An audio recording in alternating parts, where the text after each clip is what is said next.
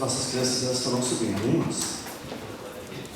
Vamos ter assento louvando e bendizendo o nome do Senhor, porque Ele vive e reina e está neste lugar para nos abençoar. Pode tomar o seu assento, glorificando ao seu Deus e magnificando a Ele na beleza da sua santidade, porque somente Ele é digno de ser adorado, de ser louvado, de ser engrandecido entre todos esses falsos deuses que existem sobre esta terra. Amém?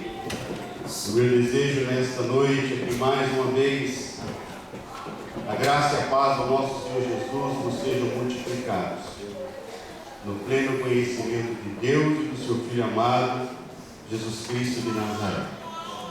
Porque sem conhecimento nós não podemos crer que Ele é fiel.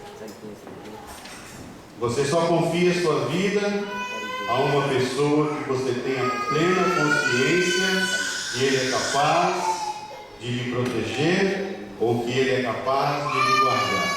Amém? É assim na vida secular, quando homens e mulheres famosas contratam pessoas para serem seus seguranças particulares.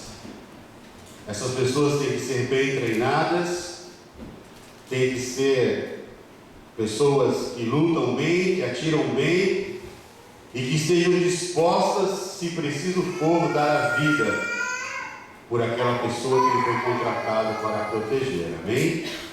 É uma das profissões mais bem pagas do mundo e eu tive a oportunidade de conhecer grandes profissionais dessa área que mexem com a área de segurança. E eu dizia para ele: vocês também não têm nada dentro da cabeça. Mas é por isso que nós treinamos, eles falaram. É por isso que nós procuramos ser os melhores, para nunca ter que dar a vida. Então eles estavam sempre um passo à frente, para proteger os seus clientes. Então seus clientes, porque tinham uma boa equipe de segurança, ficavam tranquilos e confiavam a sua vida a homens falhos e corruptíveis. Mal sabendo que se a intenção da pessoa for matar, pode ter um exército, essa pessoa vai morrer. Não existe segurança, irmãos, fora dos braços do Senhor Jesus. A Bíblia nos diz que maldito do homem que confia em outro homem. Aqueles que me conhecem há mais tempo sabem de onde eu vim, sabem de onde Deus me tirou. E eu nunca confiei a minha vida a mais ninguém, a não ser as 6 balas que carregava dentro de um revólver. A mais ninguém. Mas hoje, depois de Jesus, eu não preciso mais de 6 balas. Porque eu já vi balas falharem, revólver engasgarem, pistolas travarem, a pessoa tem que jogar o revólver no chão e sair correndo. Mas fizeram 14 anos que eu sirvo a Jesus e Ele me protege. E nunca mais precisei de nenhuma arma feita por mãos de homem, só da arma feita por Deus, a sua palavra. Por isso que é o conhecimento que nós tivermos dele que vai nos garantir crermos que Ele é fiel. Só crê que Deus é fiel àquele que o conhece. Sabe por que muitos que estão lá fora não estão aqui dentro nessa noite? Porque não conseguem crer racionalmente que um ser que eles não podem ver e tocar possa lhes proteger.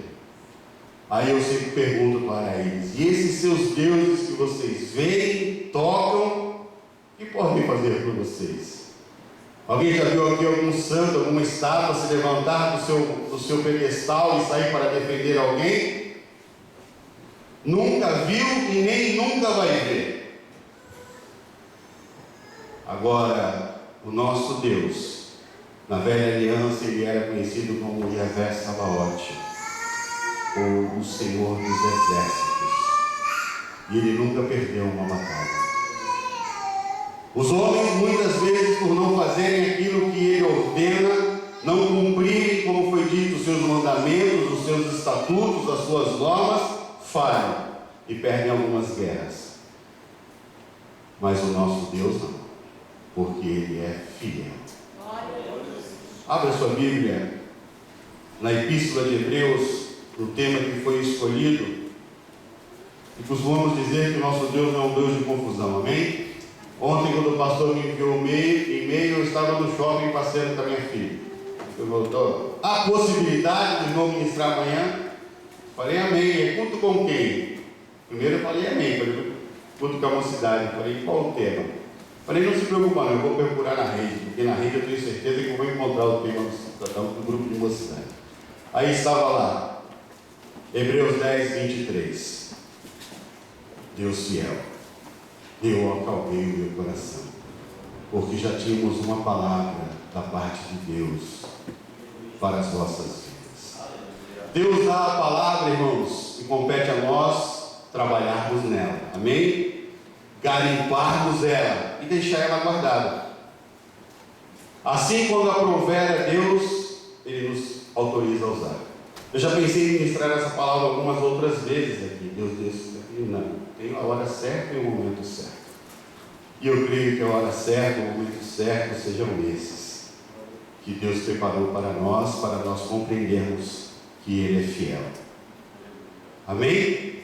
Para termos uma compreensão melhor, vamos ler a partir do verso de número 19 do capítulo da Epístola aos Hebreus, número 10. 19 diz assim: tendo, pois, irmãos, intrepidez para entrar no Santo dos Santos, pelo sangue de Jesus, pelo novo e vivo caminho que Ele nos consagrou pelo véu, isto é, pela sua carne.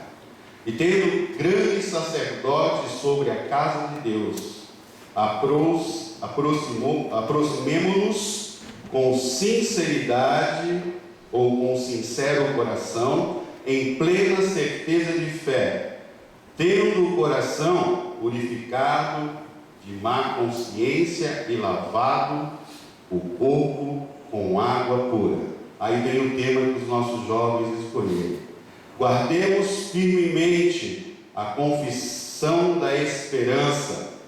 E a tradução que eu uso é Revista e Corrigida de Almeida, atualizada, diz assim: guardemos firmemente a confissão da esperança, sem vacilar, pois quem fez a promessa é fiel. Para compreendermos esse texto, temos que ter a compreensão geral do que está sendo tratado nessa carta. Uma carta escrita para os judeus, que não eram mais judeus, eram cristãos, porque o judaísmo era uma religião. Os então convertidos ao cristianismo estavam com certas dificuldades de compreender ou conciliar a lei judaica com a graça de Cristo. Porque dentro da lei, 633 mandamentos lhe eram impetrados para que eles cumprissem, para então intentar a salvação. Sacrifícios eram necessários serem feitos pelo menos uma vez por ano, pelo menos. Mas eram sacrifícios que, como foi dito aqui, ficavam simplesmente numa cobertura. Sabe aquela cobertura que Deus preparou para Adão e Eva no Éden? Quando houve-se necessário que eles fizeram para eles roupas de folhas de parreira, e não eram coisas duráveis, Deus então sacrifica um animal. A Bíblia não diz que se sacrificou, mas diz que cobriu-os com pele. E para se cobrir com pele é necessário o derramamento do sangue. Para se cobrir as vergonhas, o pecado do homem naquele momento foi-se necessário o derramamento do sangue. Então isso se tornou regra. Sem derramamento de sangue não havia cobertura, não é remissão. A velha aliança fala de cobertura. O pecado era coberto por um ano, até que o povo atingisse a medida da iniquidade, para que Jesus então pudesse vir e então redimir, restaurar definitivamente. E como isso era feito na velha aliança? Tanto no tabernáculo como no templo de Salomão, o sacrifício era trazido ali fora, entregue aos sacerdotes. Os sacerdotes então no altar de bronze sacrificavam e imolavam e despejavam-se o sangue. e ali era oferecido em holocausto. E holocausto quer dizer queima total, o animal era queimado. Então aquela fumaça subia aos céus. Uma vez por ano, o sumo sacerdote oferecia sacrifícios pelo povo de Israel, pelos pecados do povo de Israel e pelos seus pecados, dele próprio. Então aspergia o sangue na ponta da orelha, no dedão, passava pela bacia de bronze. E o que significa a bacia de bronze? O bronze, ele refletia a imagem. Quando ele se curvava para ver, para se lavar, ele se via dentro da imagem, da bacia. E o que Deus queria lhe ensinar? Você é homem. O seu sacrifício aqui, esse sacrifício que te ofereceu, vai só cobrir, porque tu é homem. Pecador, nascido de mulher em pecado. Mas apontava lá para a promessa daquele que viria nascido de mulher sem pecado. Então o sumo sacerdote, após se lavar e se conscientizar que ele era fraco, que ele estava simplesmente fazendo uma cerimônia para que Deus então cobrisse por mais um ano, ele adentra pela porta do templo ou do tabernáculo, onde se chamava o lugar santo. E ali do lado direito estava o menorá, o candelabro, que significava a presença de Deus, do Espírito Santo, a luz que iluminava. Do lado direito estava a mesa com os pães do propiciatório, 12 pães, cada pão representando a sua tribo, as 12 tribos de Israel. O sumo sacerdote levava sobre os seus ombros 2 pedras negras, e ali estavam em cada ombro 6 tribos em cada lado. 12 pedras nos seus peitos, e cada pedra simbolizando uma tribo de Israel. Ele estava ali representando o povo de Israel. Então ele chegava no altar do incenso, oferecia mais uma vez um sacrifício, mas ali era a queima do incenso. Então lhe era amarrado uma corda no pé. Porque ao passar do santo para o santo dos santos, se ele não estivesse plenamente limpo, ele seria consumido imediatamente. Porque ali dentro daquele lugar estava a arca do concerto. Não é nada miraculoso como Hollywood nos apresenta nos filmes de Indiana Jones, amém? Era um relicário que Deus mandou se construir para que ele pudesse se comunicar com o seu povo. Eu costumo dizer que era uma televisão ou um rádio das épocas antigas. Então ali o sumo sacerdote, com o sangue da propiciação, que foi derramado lá fora, num vaso, ele entrava com o seu pé amarrado, e nas barras das saias desse sacerdote, e na sua testa havia uma mitra, um enfeite, vamos dizer assim, escrito santo, Kadosh.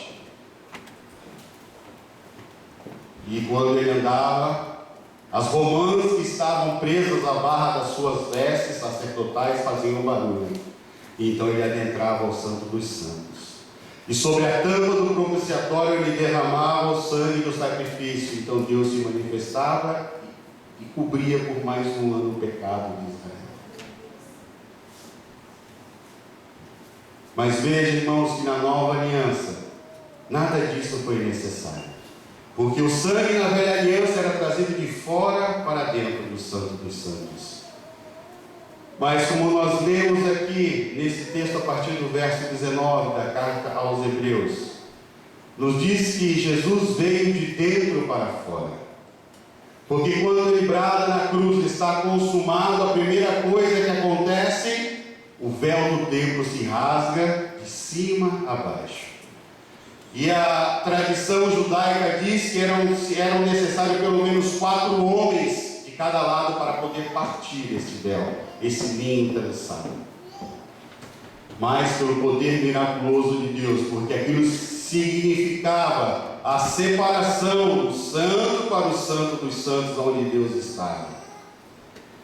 A partir do sacrifício de Cristo, ele aspergiu o sangue definitivamente sobre a tampa do propiciatório e veio de lá de dentro, aspergindo o sangue para fora. E é por isso que somos libertos, lavados e remidos desse sangue hoje. E hoje você pode dobrar o seu joelho na sua casa, aqui na igreja, na sua fábrica de pé, ou muitas vezes como eu fiz, dentro do banheiro da fábrica, a hora que a tribulação te persegue, e clamar uma audiência. E você vai estar onde reis, profetas e sacerdotes na velha aliança quiseram estar e não puderam. No santo dos santos, na presença do seu Deus. Deu para você entender por que o nosso Deus ele é fiel? Porque ele se faz cumprir na sua palavra os seus propósitos. Como nós lemos aqui que Deus é fiel. Isso, irmãos, é uma verdade absoluta. Isso independe de mim ou de você acreditarmos. Ele é fiel. E acabou. Creia você ou creia aquele que está lá fora, não, que Deus é fiel, não vai afetar nada o nosso Deus. Isso é uma verdade absoluta, irmãos. Ele é fiel. Mas, e quanto a nós? E quanto a nós, servos? O que tem dito Deus de nós nos céus?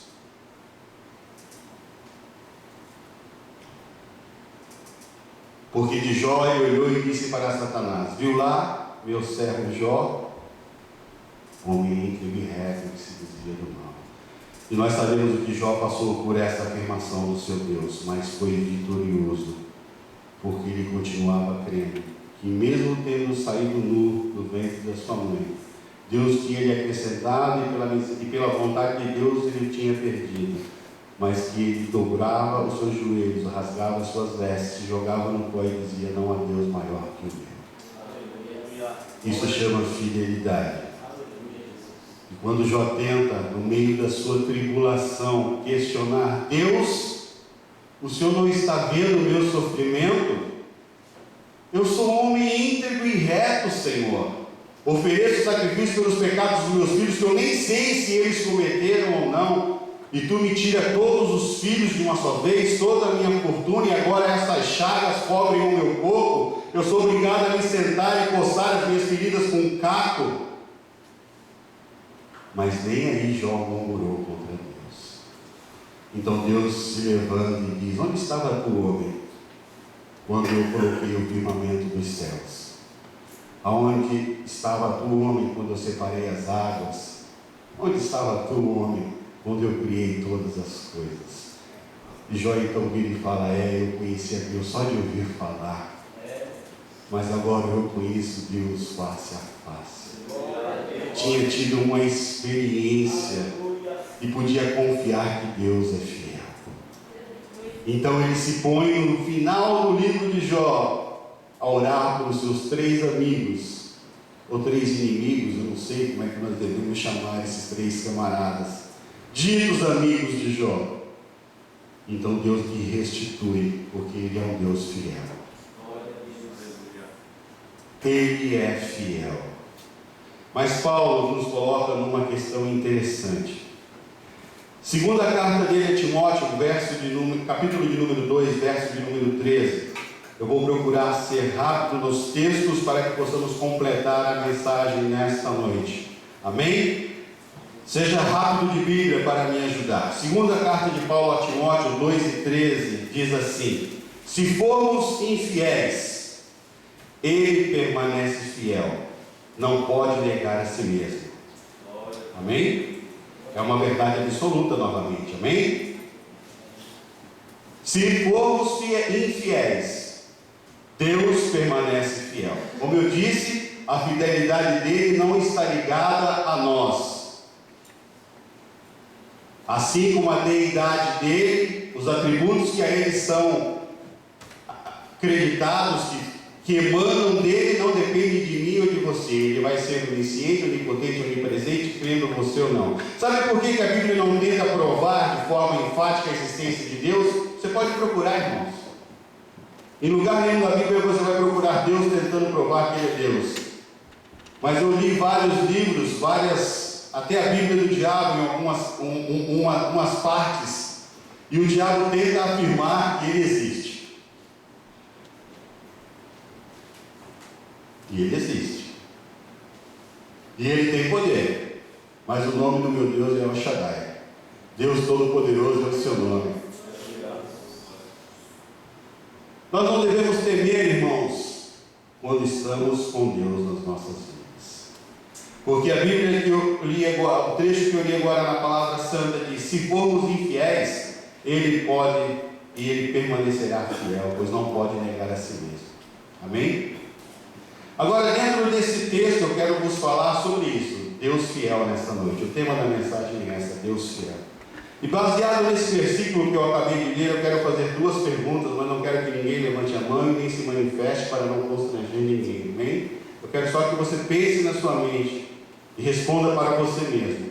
A primeira pergunta, vou tornar a enfatizar. A primeira pergunta é essa: se formos infiéis, Deus permanecerá fiel? Eu disse que sim, já afirmei isso até agora. E a segunda pergunta é: se formos infiéis, Deus permanecerá fiel para conosco? Este é o X da questão de hoje. Porque a Bíblia afirma que mesmo se formos infiéis, Ele permanece fiel, amém? Mas não diz nada que Ele vai permanecer fiel conosco se nós formos infiéis a Ele. E isso está no contexto imediato desse versículo, no capítulo 2, verso de número 11, que diz assim: palavra fiel é esta, que se morrermos com Ele, também com Ele viveremos. Se sofrermos, também com Ele reinaremos. Se o negarmos, também Ele nos negará. Aí vem o texto que eu li: se formos infiéis, Ele permanece fiel, não pode negar-se a si mesmo. Compreendeu? O texto diz: se o negarmos, isso fala de infidelidade. E continua: Ele nos negará. Então esse falso presságio que tem sido pregado nas igrejas neopentecostais por aí, que não importa o que você faça, salvo uma vez, salvo para sempre, é mentira. Toda causa gera um efeito, seja na terra ou seja no céu. Todo pecado é pecado, não existe pecadinho ou pecadão. E é engano você pensar que se você permanecer infiel a Deus, Ele vai se manter fiel para com você. Sabe aquele dito que falam assim, que quem tem promessa não morre? Eu gosto de sempre repetir isso para ficar claro na mente dos irmãos. Quem tem promessa morre, irmão, porque os únicos dois que não morreram na Bíblia foram Enoque e o profeta Elias. Aquele ali vai morrer também, um dia.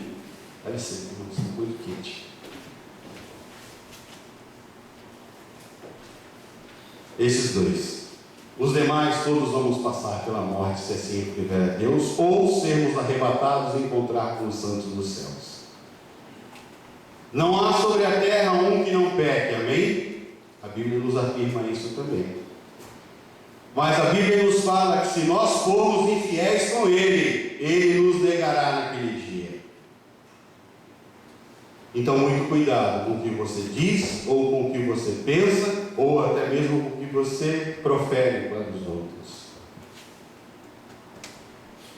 Deus só tem compromisso com quem tem compromisso com Ele. É outra verdade absoluta da Bíblia. Eu nunca vi na história do povo de Israel, ou na história da igreja, seja primitiva, moderna ou medieval, homens que não tiveram compromisso com Deus e conseguiram fazer alguma coisa boa para Ele. Como eu disse ontem na vigília, todos os homens que estiveram envolvidos nos grandes avivamentos do passado eram homens que, quando ocupados, passavam 4 horas de joelhos consultando a vontade do Pai. Spurgeon era um desses. Quando estava ocupado, 4 horas no mínimo ele passava. Imagina quando ele não tinha nada para fazer, que era difícil, né?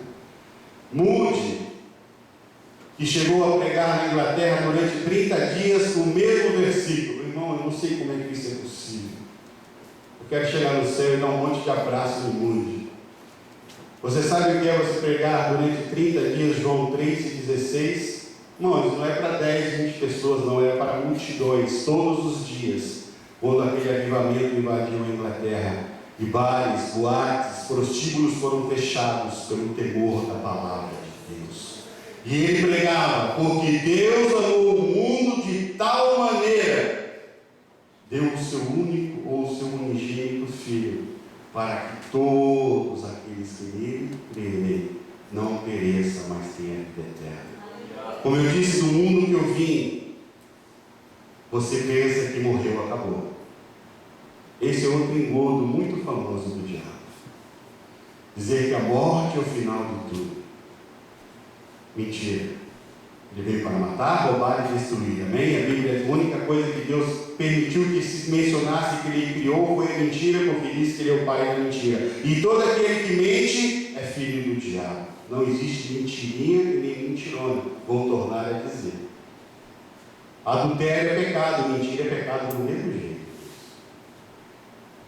Deus não vai classificar o seu pecado, porque pecado é pecado. Agora, perante o homem, dependendo do crime que você cometeu, a sua lei, a sua punição vai ser diferente. Mas perante Deus, perante o tribunal, perante o nosso advogado de defesa, que é Jesus, o advogado de acusação, que é Satanás, só tem uma coisa que pode me salvar: o sangue dele derramado no cruz. Por isso que a todo momento, a toda hora, o sangue dele nos é útil, para que se pecarmos. João diz isso na sua primeira epístola, no capítulo 2. Filhinhos, não pequeis. Mas, se vocês porventura pecarem, lembrai-vos que vocês têm um advogado no céu, Jesus Cristo justo. Então, como eu lhes disse, irmãos, Ele vai sempre permanecer fiel. Mas quanto a nós, para que queiramos, ou para que possamos dizer que Ele é fiel, devemos ser fiel a Ele e a sua palavra. Conseguiram entender essa verdade absoluta? Deus é fiel. Não importa se você acredita ou não, não importa se você faça alguma coisa dele. Ele é fiel. E Ele vela pela sua palavra. A maior prova que Deus vela pela sua palavra foram os manuscritos encontrados nas cavernas de Qumran em 1947. Ali acharam-se manuscritos que datavam de 200 anos antes de Jesus. E por cristocidência, o melhor manuscrito que estava mais aproveitável para ser traduzido e ser comparado, porque é a crítica pessoal diz: não temos nenhum manuscrito original da Bíblia, é só passado por tradição. Agora nós vamos conseguir desmascarar essa fé cristã, porque achamos um livro que data 200 anos antes de Jesus. Os padres, os bispos não tiveram condição de manipular esse texto. Mas sabe qual foi a decepção deles, irmãos? Nada tinha se mudado no livro de Isaías que eles compilaram e traduziram. A palavra era a mesma. Um livro escrito 500 anos antes, porque 700 anos foi quando Jesus veio. A profecia foi feita 700 anos antes de Jesus vir. O profeta Isaías escreveu o seu livro. Mas os essênios habitaram nesse livro, datavam de 200 anos antes de Jesus. E quando os estudiosos caíram ali, agora nós vamos desmascarar esses crentes, essa igreja romana. Deus mais uma vez prova que Ele é fiel e vela pela sua palavra. Sabe por que a tradição judaica mandava se queimar os velhos manuscritos? Justamente para que não fossem adulterados, ou por serem feitos de pele de animais, as letras perdessem a nitidez e pudesse dar um sentido ambíguo a algumas palavras. Por isso nós não temos nenhum manuscrito original da Bíblia, da antiga Bíblia judaica, porque era parte da lei se queimar os velhos manuscritos. E todos os escribas tinham que se lavar, se purificar e escrever, compilando a Bíblia, e se houvesse mais de um erro em cada folha, eles queimavam o rolo inteiro, irmãos. Não era datilografar no computador igual você faz hoje não, irmãos, sentar numa escrivaninha. Por isso que se chama escritório, que era o escritório onde eles usavam para escrever ali, copiar. E contavam depois todas as letras e todas as frases, e tinha que bater. E cada vez que eles escreviam o tetagrama YHWH, que era o nome de Deus, Yahvé, eles iam lá e se lavavam e se purificavam. Olha a reverência desses homens. Por isso Deus confiou a ele os seus estatutos e os seus preceitos, para os guardar e fazer chegar até nós nos dias de hoje. E o que essa Bíblia nos mostra sobre a fidelidade deste que não pode negar a si mesmo? Eu disse para o Elmer, presbítero Elmer, já vão pregar a minha mensagem, já vou ter que ficar sem o que falar. Os pregadores da nossa mocidade já vinham com metade do meu esboço na ponta da língua. Isso é para provar que o Deus que fala aqui, fala ali também. Esse é o futuro da nossa geração. Se Jesus não voltar, esses são os futuros pregadores, pregadoras. Eu falei, Senhor, eu só vou completar, porque eles já entregaram a mensagem. Deuteronômio 7:9, que foi o texto lido, diz assim: saberás, pois, que o Senhor teu Deus é Deus, o Deus fiel, que guarda o conselho e a misericórdia até 1000 gerações, aos que o amam e guardam os seus mandamentos. Veja que há uma questão aí a se cumprir. Ele vai te guardar até a tua 1000ª geração, desde que os teus continuem guardando e amando a Ele e a sua palavra. Ao homem de Deus, Abraão, ele disse: farei de ti uma grande nação. Isso é uma proposta teocrática da parte de Deus. Abraão, querendo ou não, errando ou não, Deus disse que ele faria de Abraão uma nação grande, e verdadeiramente cumpriu. Temos aí os árabes e os judeus para provar isso. Mas para o rei Davi, ele disse: enquanto os teus descendentes me honrarem, terás um sucessor desse assentado sobre o trono de Israel. Então as promessas de Deus, que são teocráticas, independem da nossa vontade.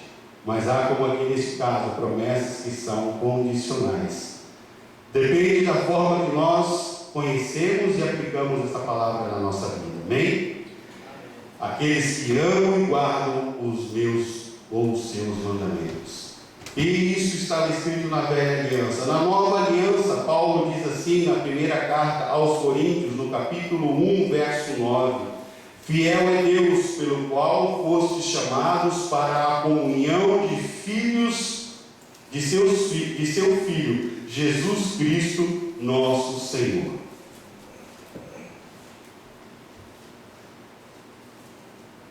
Isso é o que a Bíblia fala sobre a fidelidade de Deus. Quer que Deus seja fiel contigo, o ame de todo o seu coração, de toda a sua alma, de todo o seu espírito. Na sua tricotomia, no todo do seu ser, ame a Deus e guarde os seus mandamentos no seu coração.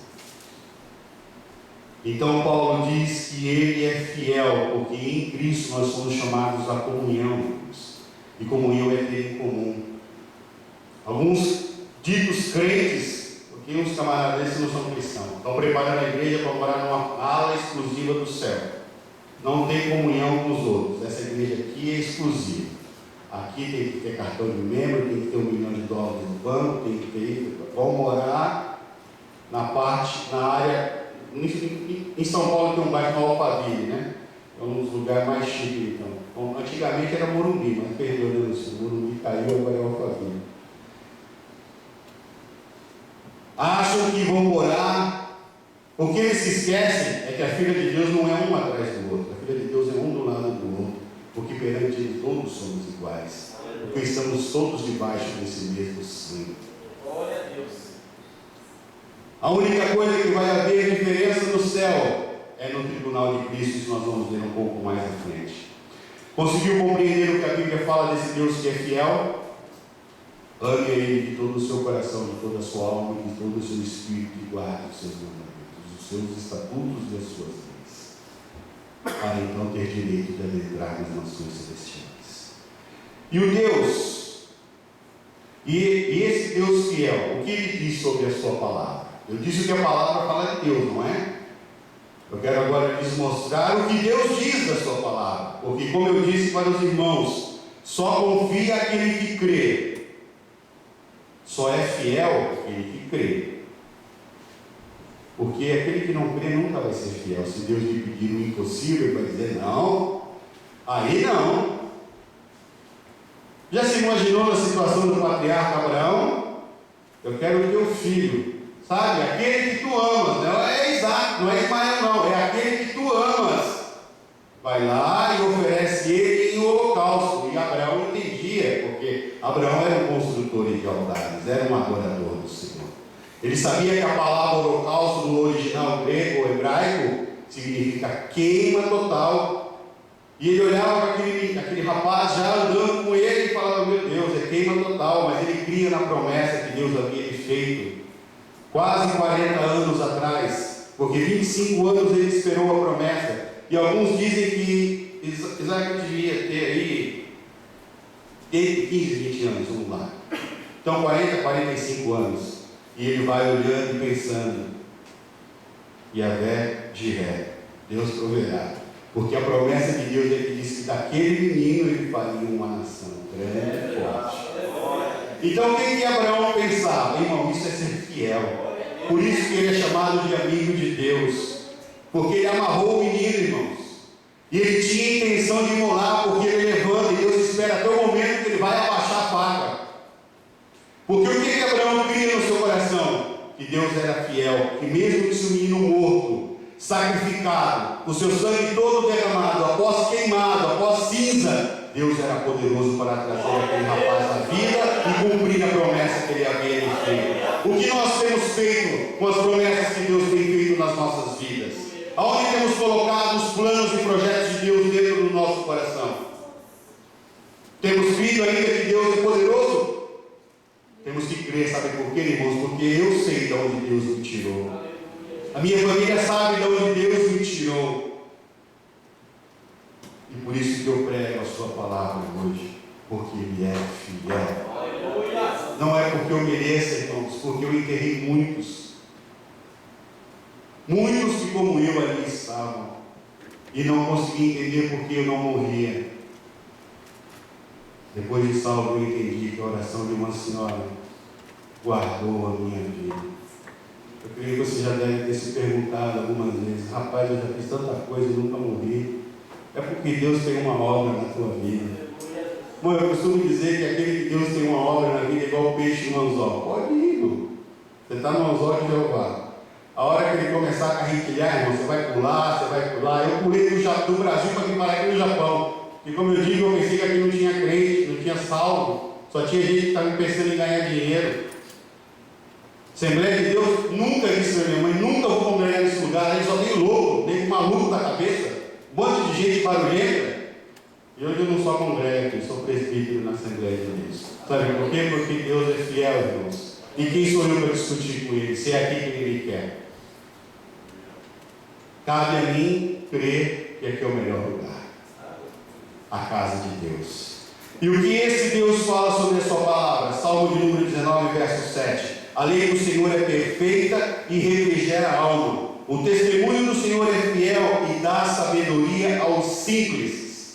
Não é os doutores não, irmãos. Não é os PhDs, PPP, TTT, TT, doutor em... Não. Ela dá sabedoria é aos simples. Fazer teologia é bom, irmãos. Eu tenho e quero, pela graça de Deus, se Ele me conceder força, fazer um bacharelado por correspondência no ano que vem. Foi para isso que eu fiz o Enem. Para ter 2 diplomas para me dar o direito de fazer o curso de bacharel em teologia. Mas isso não vai me levar para o céu, porque os diplomas vão ficar aqui na terra. O conhecimento nunca pode tomar lugar de Deus nas nossas vidas. Você tem que sim conhecer a Deus, mas nunca pode deixar o conhecimento dele de dizer que você já o conhece completamente.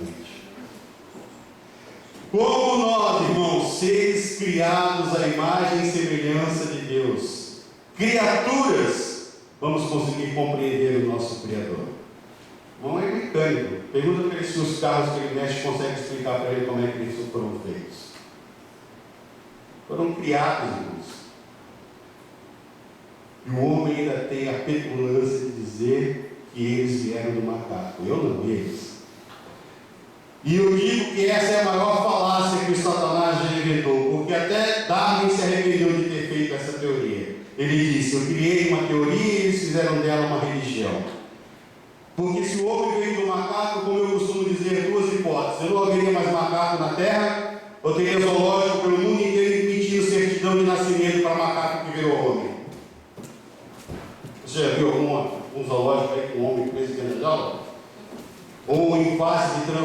comprovação, aí esse aqui está quase bom, já está quase perto de a gente liberar ele para a rua. Falácia, mentira, teoria não é prova suficiente para mim, porque é uma teoria. A partir do momento que ela é provada, ela deixa de ser uma teoria e passa a ser uma tese, algo concreto. Irmãos, eu não sei como seres criados à imagem e semelhança de Deus conseguem acreditar que vieram do macaco e não conseguem acreditar que foram criados por Deus, irmãos. Eu não consigo. Sabe que isso é ensinado nas faculdades hoje no mundo inteiro. Mas eu já procurei, até eu não achei ponto de rabo em lugar nenhum. Não vim do macaco, irmãos. Eu fui criado à imagem e semelhança de Deus. E nós temos que crer nisso, irmãos, para podermos ser fiéis a Ele em todos os momentos. A velha aliança diz então no livro de Salmos, número 19:7, a lei do Senhor é perfeita e refrigera a alma. O testemunho do Senhor é a sua palavra. É fiel e dá sabedoria aos simples. Segunda carta de Paulo a Timóteo, verso 3, 16 e 17, diz assim: toda a escritura divinamente inspirada é proveitosa para ensinar, redarguir, para corrigir, para instruir em justiça, para que o homem de Deus seja perfeito e perfeitamente instruído para toda boa obra. Você não faz teologia para ser mais do que os outros. Você não faz bacharel em teologia para saber mais do que os outros. É para poder conhecer um pouco melhor o seu Deus. Não que seja necessário. Mas como se hoje se respeita muito esse negócio, se Deus preparar a oportunidade, por que nós não vamos fazer? Não é assim, irmãos? Se vier falar, olha, eu tenho um diploma também, igual o seu, está me dizendo nada. Porque para contratar algumas pessoas, você tem que ter um diploma. Mas eu conheci muitas pessoas no Brasil com 2, 3 diplomas e vendia mate na praia. Como eu costumo dizer, disse agora, o diploma não vai levar ninguém para o céu, que vai levar o tanto que você conhece a Jesus Cristo por essa palavra. Mas se Deus lhe preparar a oportunidade, faça, irmãos, faça. Faça, porque é bom.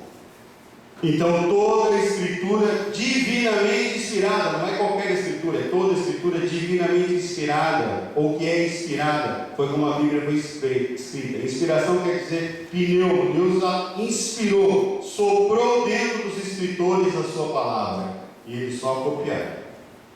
O autor da Bíblia é Deus, amém? Nós temos quase 40 escritores, compiladores, escritores, que foram só, sabe aquilo que você fazia na escola? Você sei que no Brasil fez ditado, né? A pessoa falava, a professora falava, você dá ditado. É isso que aconteceu, só que ali foi uma inspiração divina. Por isso que ela é a palavra de Deus. Pode-se passar mais 2000 anos sem Jesus vir, essa palavra vai continuar sendo a palavra de Deus. Sabe por quê? Porque João diz no seu primeiro versículo, e eu digo que a Bíblia em ordem cronológica não começa com Gênesis 1 e 1, né? A Bíblia em ordem cronológica começa com João 1 e 1. O que diz João 1 e 1? Abra sua Bíblia e leia para mim. Esse é o primeiro versículo da Bíblia. Qual é o versículo que diz aí? Que diz aí João 1 e 1?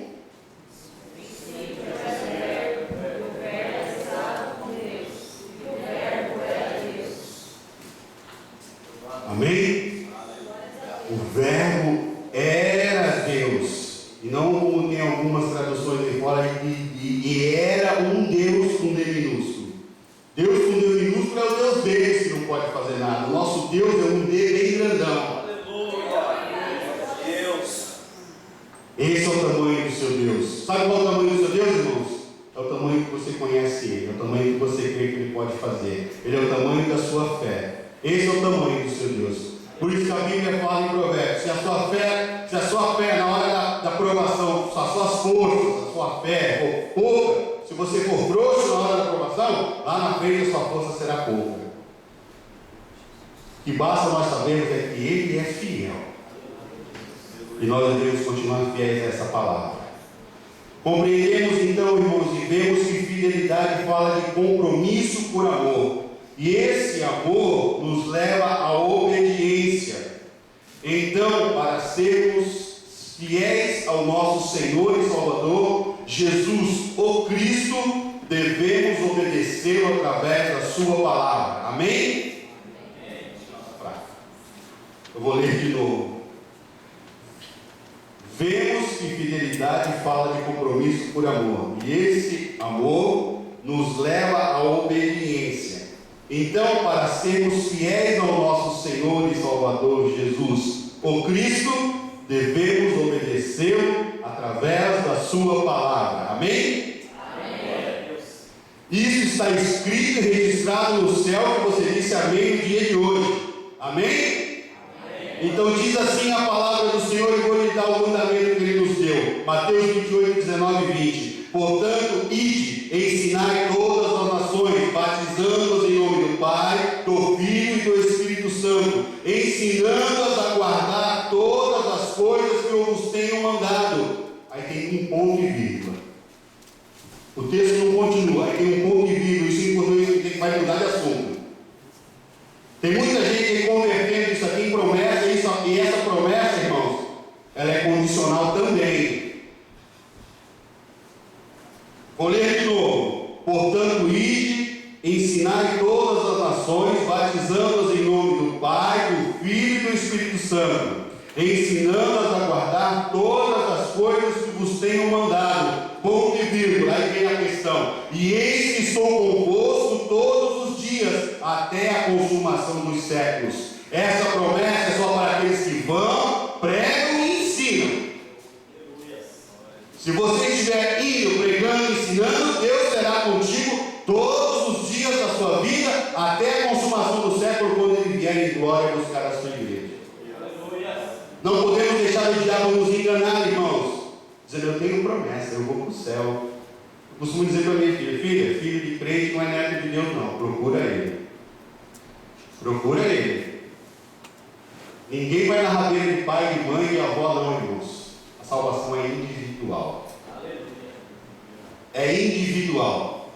Eu não posso salvar ela, ela não pode me salvar. Eu não posso salvar o presbítero Elmo, ele não pode me salvar. O único que pode nos salvar se chama Jesus ou Cristo. Aleluia, glória a Deus. Porque Ele diz: eu sou o caminho, a verdade e a vida. E ninguém, irmão, vai ao Pai a não ser por Ele. Pode tentar, pode procurar, aonde você quiser, como eu fiz. Não há outro caminho.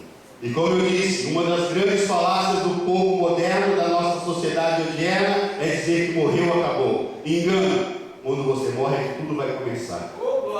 Porque até a sua vida terrena, 100 anos, 120, você vai durar. Eu não esperava chegar nos 40, já fiz 47. Já estou 7 anos no lucro. Porque o dia que eu aceitei, há 14 anos atrás, eu disse: Senhor, eu não tenho muita saúde, eu só tenho 70% de um pulmão. Minha saúde é muito debilitada, porque eu nunca podia ter fumado, eu nunca podia ter usado droga. Eu fiz isso quase 10 anos da minha vida. E Deus disse: o que você tem para me oferecer? Eu falei: só isso aqui, ó, esse restinho de homem. Mas tem uma coisa: pode usar todos os restos dos meus dias sobre essa terra para falar do seu amor, da sua bondade e da sua misericórdia. E eu fiz esse ano 47 anos para a glória de Deus. Não é porque eu sou merecedor, não, irmãos. É porque Ele é bom. E é porque Ele é fiel à sua promessa. Tem uma senhora que está me esperando no Brasil eu voltar. E meus primos disseram assim: se você aparecer aqui, nós vamos botar você dentro da mala e mandar você dentro de uma casa com o Japão. A última conversa que eu tive com ela no aniversário dela em fevereiro foi: filho, vem logo porque eu quero descansar. E o meu Deus disse para você e disse para mim: enquanto eu não ver o resultado das minhas orações na sua vida, eu não vou partir. E meus primos que sabem disso dizem: não aparece aqui não. E se você vier aí a avó subir, a gente vai ficar feliz. Irmãos, eu vou quando Deus permitir. Deus ainda não aprova me mandar. Mas eu disse para ela: vó, continue orando. Continue crendo, porque nós vamos nos ver ainda nessa terra, porque eu quero lhe agradecer pessoalmente. Foi a primeira coisa que eu pedi para Deus, irmãos, quando eu o aceitei como Salvador da minha vida. De novo aqui nesse país. Eu me reconciliei com Ele. Eu quero agradecer pessoalmente aquela mulher, a minha avó, que mais de 20 anos orou sem cessar. E mesmo que todos diziam, isso é um marginal, isso é um traficante de drogas, isso é um camarada que pega a mulher e bota na rua para prostituir. Ela fala, filho, não é isso que Deus me mostra na sua vida. Todas as vezes, irmãos, que ela vinha para São Paulo, eu tinha vergonha de vê-la, porque eu sabia da santidade, da intimidade que ela tinha com Deus. E ela sempre me lembrava das promessas de Deus na minha vida. Foi ela que me ensinou o Salmo de número 23, o qual eu ensinei para minha filha em eternidade. E ela disse, nosso Deus é fiel. E eu ainda vou ver você pregando o Evangelho. Irmãos, eu estava tão entranhado no pecado, tão perdido, tão... que eu olhava para a cara dela e falava para minha mãe, a avó está no coma. Que Deus tenha misericórdia da vida dela e leve ela logo, porque eu não quero dar essa decepção dela me ver morto uma hora ou me ver preso. Mas Deus me guardou porque tem uma promessa. Tem uma promessa feita a ela, que todos os seus alcançariam a salvação. E quando eu aceitei Jesus, escrevi uma carta para ela, ela tirou xerox e mandou para todos os meus primos desviados. Está vendo aí o cara? O que vocês diziam que era o tal, que queriam ser igual a ele, agora você pode ser igual a ele, porque agora ele é servo de Deus. Devemos ir e pregar, irmãos, porque aquele que sabe fazer o bem não o faz. Tiago diz que perde também. E o nosso Senhor e Salvador Jesus Cristo espera de nós aquilo que Paulo diz na sua epístola, 1 aos Coríntios, capítulo 4, verso 1 e 2. Que os homens nos considerem como ministros de Cristo e despenseiros dos mistérios de Deus. Além disso, requer que nós, despenseiros, que cada um se ache fiel. E na sua carta pastoral, a sua epístola pastoral a Tito, ele diz no capítulo 1, verso 9: retendo firmemente a palavra fiel, que é conforme a doutrina, para que seja poderoso, tanto para exortar na sã doutrina, como para convencer os contradizentes. Isso é o que eu mais gosto de fazer: contradizer os contradizentes. Pessoas chegam para mim e dizem, Deus não existe. Eu falo para ele, então me prova que Deus não existe.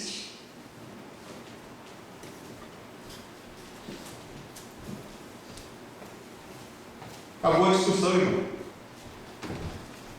Que da mesma forma que eu não vou conseguir provar para ele, porque ele não crê que Deus existe, ele não vai conseguir comprovar para mim que Deus não existe. Eu sou ateu. Eu falo, você é crente. O cara olha para mim e dá risada. Você é crente, você é ateu. Eu sou crente, como é que eu sou ateu? Você crê que Deus não existe. Adoro contradizer essas pessoas. Seus santos chegam lá e fazem assim, em nome do Pai, do Filho e do Espírito Santo. Amém.